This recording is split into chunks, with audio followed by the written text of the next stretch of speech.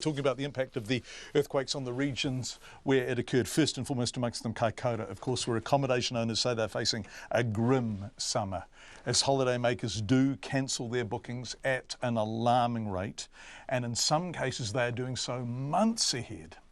In response, moteliers have banded together to offer plane and helicopter subsidies as an incentive to attract tourists, and some operators are even bringing clean sheets in, which is a nice thought, by fishing boat. Phil Pennington reports.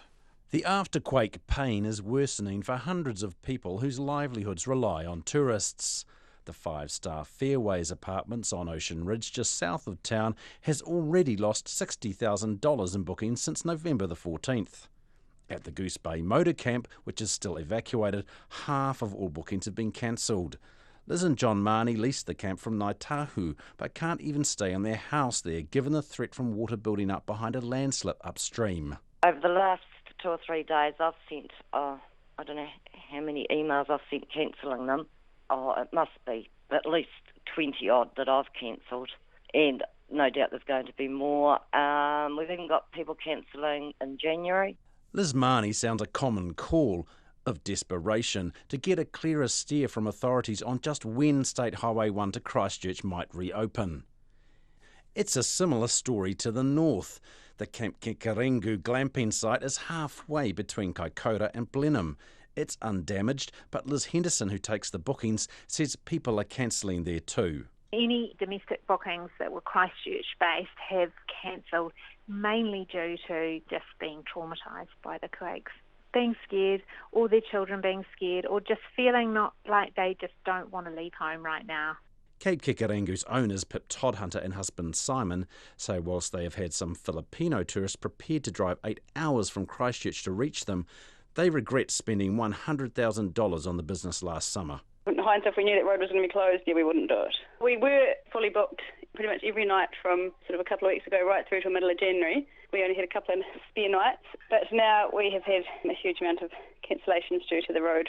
Gateway Motor Lodge owner Kathy Christian only took over the business 4 months ago after moving to Kaikoura from Timaru.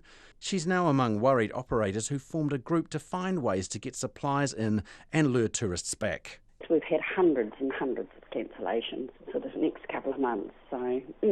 Kathy's had just one delivery of clean sheets since the quake. Her linen provider, Bays Laundry in Motueka, used a fishing boat a couple of days ago to get them in.